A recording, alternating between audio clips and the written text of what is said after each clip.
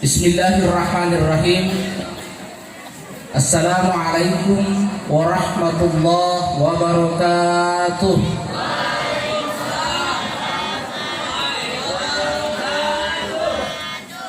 Yang bagian sini agak kurang semangat. Salam itu satu nafas mengandung 3 doa. Karena itu saya mau ulangi satu kali lagi. Assalamualaikum warahmatullahi wabarakatuh.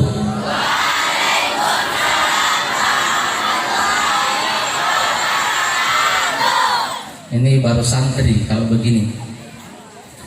Subhanallah walhamdulillah wa la ilaha illallah wallahu akbar wa la hawla wa la quwata illa billahil aliyyil azim. Assalatu wassalamu ala rasulil karim sayyidina wa maulana Muhammadin wa ala alihi wa sahbihi ajma'in, amma ba'd. Yang saya hormati, saya muliakan, hadir di tengah-tengah kita mantan camat di beberapa kecamatan, termasuk di kecamatan Papalang ini. Yang saya hormati, saya muliakan para pimpinan pondok pesantren yang sempat hadir pada malam ini, Pondok Pesantren Miftahul Ulum, Darul Abrar, dan Pondok Pesantren At-Taufik. Yang saya hormati, saya muliakan para kepala madrasah, kepala madrasah aliyah, kepala madrasah sanawiyah, MI, RA sekecamatan Papalang yang sempat hadir, dan juga para guru, tenaga pengajar yang sempat hadir bersama kita. Tentu teristimewa kepada sahibul bait, tuan rumah kita pada malam hari ini. Tentu patut kita berterima kasih sebanyak-banyaknya. Yang saya hormati, saya muliakan para orang tua saya, para tokoh agama, tokoh masyarakat, para imam, para kepala dusun yang sempat hadir, teman-teman para staf dan penyuluh KUA Kecamatan Papalang, juga Ketua Banser beserta seluruh anggotanya yang sejak awal, sejak 2 minggu yang lalu mereka aktif turut ambil peran sehingga acara kita terlaksana seperti malam ini. Dan lebih teristimewa lagi kepada seluruh panitia yang tentunya atas jeripayanya lah berhari-hari siang malam berpikir sehingga acara kita terlaksana pada malam hari ini. Kalau sekiranya apa yang kita lakukan ini akan mengantarkan kita ke surga Allah, maka yang paling pantas berada pada barisan paling depan adalah Bapak Ibu para panitia yang bekerja keras sehingga terjadi acara pada malam hari ini. Minta tolong aplaus untuk panitia dan banser malam ini. Terima kasih. Teristimewa kepada ananda saya, para santri, melihat kalian duduk seperti ini, itu mengingatkan saya 20 tahun yang lalu ketika saya juga duduk seperti kalian di pondok pesantren. Santri itu minimal memiliki 3 makna. Sa dimaknai sabiqul khairat, maka ciri anak pesantren selalu terdepan, berlomba-lomba menjadi teladan, menjadi contoh dalam melakukan kebaikan. Sabiqul khairat. Yang kedua, T tarikul ma'asi. Santri selalu berusaha meninggalkan perbuatan-perbuatan dosa. Termasuk malam hari ini, saya yakin dan percaya tidak ada satu bunga pun yang akan lepas dari tangkainya, karena santri kita yang hadir malam ini adalah santri yang tarikul ma'asi. Jangankan kepada sesama manusia, kepada pohon-pohon pun tidak akan pernah kita ganggu tanpa alasan yang dibenarkan. Dan yang ketiga, santri adalah ridha Allah Subhanahu wa taala yang menjadi tujuan dalam kehidupan sehari-harinya. Tetapi tentu ini tidak gampang.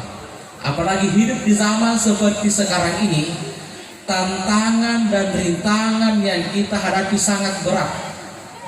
Karena itu, melalui momentum Hari Santri ini, saya ingin mengajak kepada kita semua, kepada adik-adikku, kepada anak-anakku para santri, dan saya ingin mengajak kepada kita tenaga pengajar, guru-guru madrasah dan pondok pesantren, bahwasanya di zaman modern seperti sekarang ini ada 4 hal yang perlu kita kuatkan, ada 4 benteng yang harus kita bangun agar kita bisa selamat dunia dan akhirat. Yang pertama yang harus Ananda bangun dan bisa dicatat, ingat, yakin dan percaya sampai besar, kalian akan ingat 4 poin ini. Yang pertama yang harus kita bangun dalam rangka menyongsong zaman modern seperti sekarang ini adalah kuwatul iman. Harus membangun kekuatan iman. Jauh sebelum kita hari ini, Rasulullah sudah memberikan prediksi. Rasulullah sudah meramalkan apa yang akan terjadi hari ini dan apa yang akan terjadi akan datang. Dan apa yang pernah diramalkan oleh Rasulullah perlahan sudah mulai nampak di tengah-tengah kita. Karena ramalan itu ada 3. Ada ramalan mistik. Ramalan mistik haram hukumnya kita percaya. Karena ketika kita percaya, maka 40 hari salat kita tidak diterima oleh Allah Subhanahu wa taala. Yang mana itu ramalan mistik? Ramalan para dukun. Yang kedua ada namanya ramalan ilmiah. Ramalan ilmiah boleh kita percaya dan boleh kita tidak percaya. Yang mana ramalan ilmiah? Ramalan yang didasarkan atas ilmu pengetahuan. Contoh, orang meramalkan akan turunnya hujan, orang meramalkan akan terjadinya bencana alam yang didasari dengan pengetahuan, maka itu boleh kita percaya dan boleh tidak kita percaya. Tetapi ada satu ramalan wajib hukumnya kita percaya. Yang mana itu? Ramalan wahyu. Itulah ramalan yang diramalkan oleh Rasulullah sallallahu alaihi wasallam.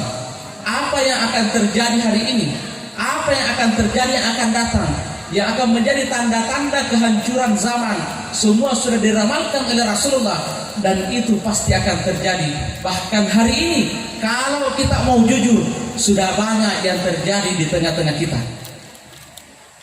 Ketika Rasulullah kembali dari Isra dan Mi'raj, diperlihatkan bagaimana gambaran dunia oleh Allah Subhanahu wa taala.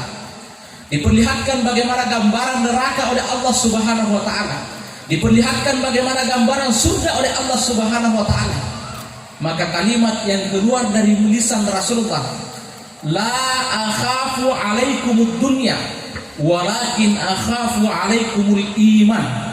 Saya tidak takut, kata Nabi, tentang bagaimana urusan dunia kalian. Karena dunia ini semakin hari semakin maju, dunia ini semakin hari semakin canggih.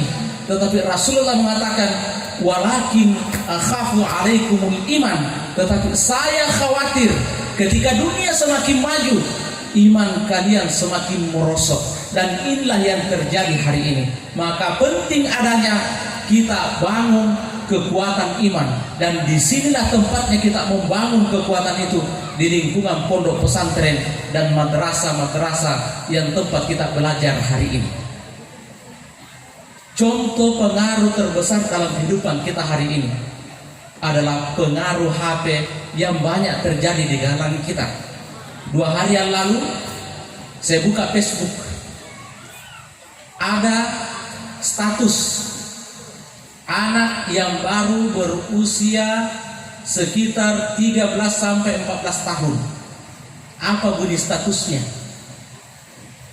Jangan engkau menilai aku dari masa laluku. Ini 14 tahun sudah bicara masa lalu. Hari ini umurmu 14 tahun cerita masa lalu. Masa lalumu apa? Ngompol di celana. Itu contoh dari sekian banyak pengaruh-pengaruh yang ditimbulkan oleh benda yang kecil ini. Maka satu-satunya ketika kita ingin selamat dari dampak negatif dari kemajuan-kemajuan itu, maka kita harus bangun kuwatul iman. Maka lewat momentum hari ini kita tanamkan dalam diri kita bahwa saya adalah santri dan saya akan menjadi pelopor di tengah-tengah umat sebagai kuwatul iman. Karena kalian inilah kita harapkan akan menjadi penyangga moral bangsa dan negara kita 10 tahun, 20 tahun, 30 tahun yang akan datang.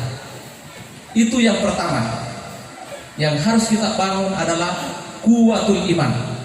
Yang kedua, yang harus kita bangun di zaman modern sekarang ini ketika kita ingin selamat adalah kuwatul ilm, kekuatan ilmu pengetahuan. Ayat yang pertama turun diterima oleh Rasulullah SAW adalah perintah membaca Iqra. Ini memberikan isyarat kepada kita bahwa tantangan zaman yang akan dihadapi oleh umat Rasulullah adalah kemajuan di bidang ilmu pengetahuan dan teknologi.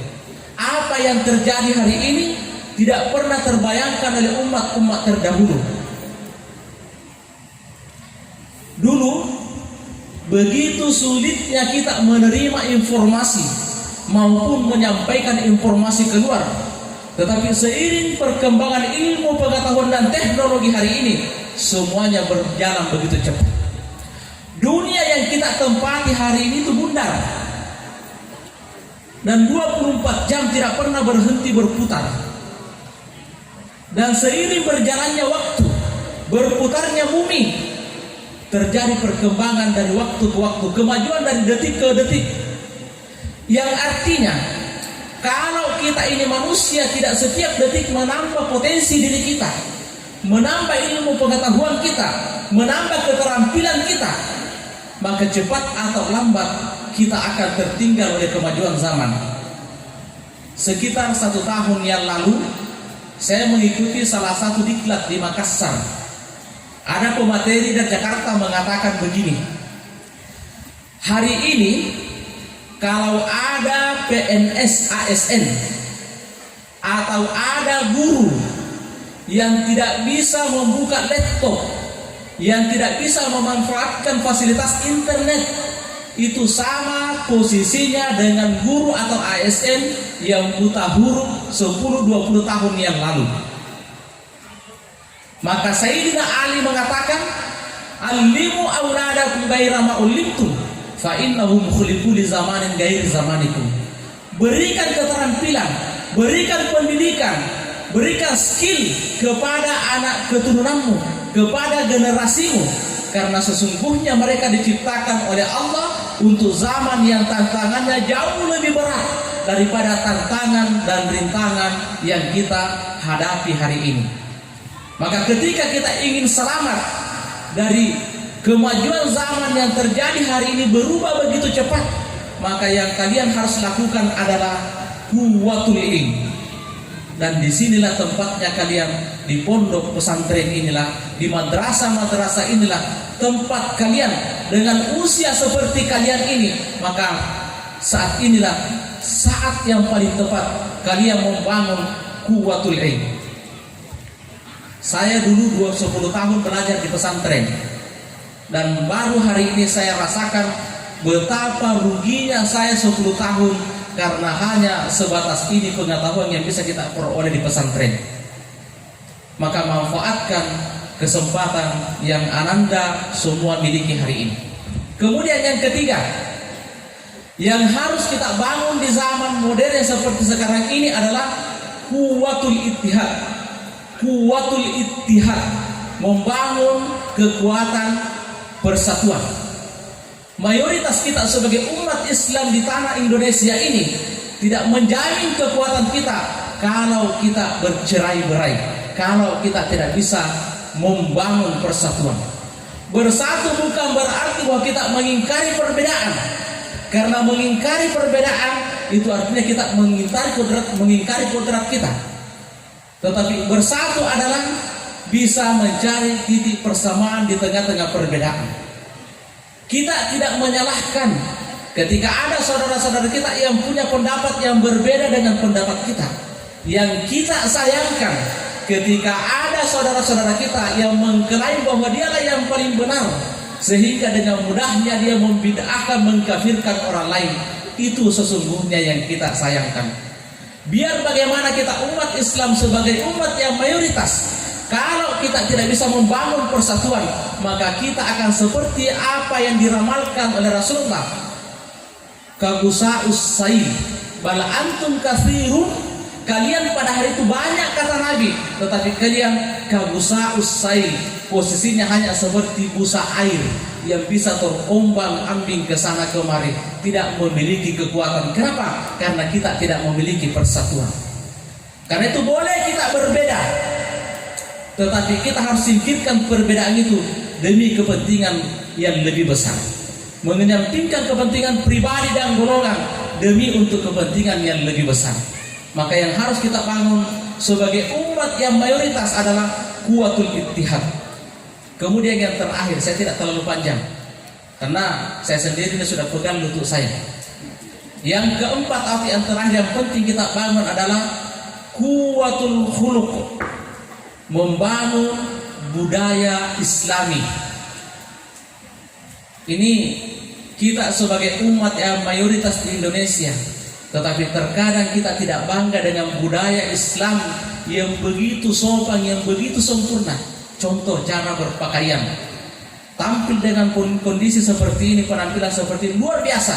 Tetapi terkadang dalam kehidupan kita minder sebagai muslimah, sehingga ketika kita menyaksikan di televisi artis-artis berpakaian seksi, ikut-ikutan kita berpakaian seksi.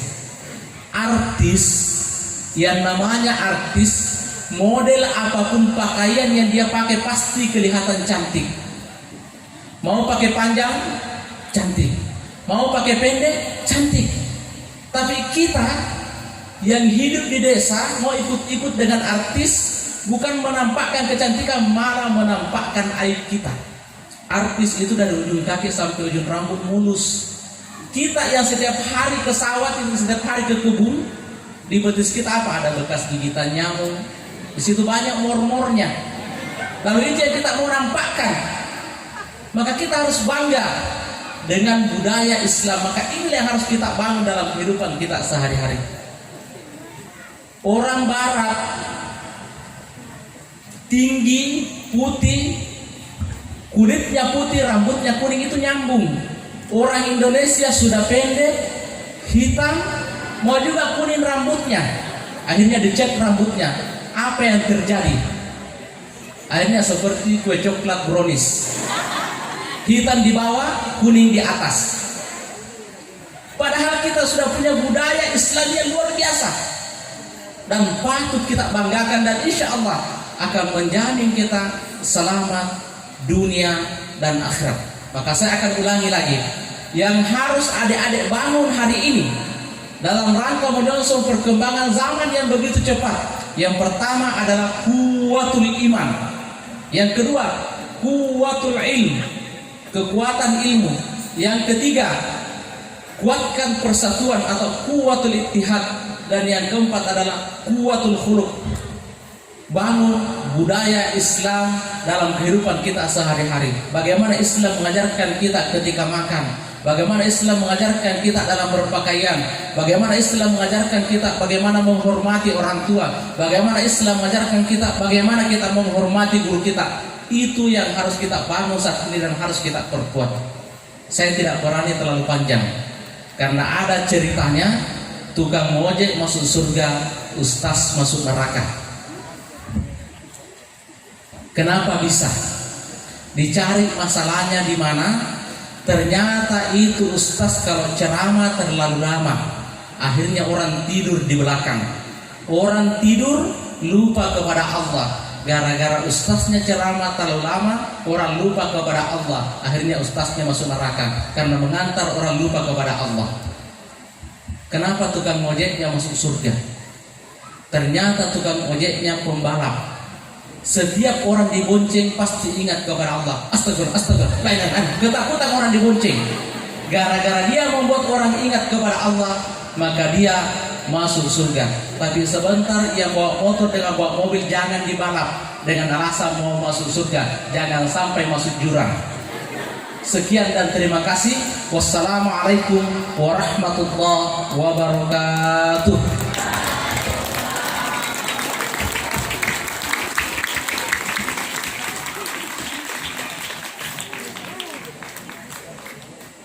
Kepada beliau kami ucapkan banyak terima kasih.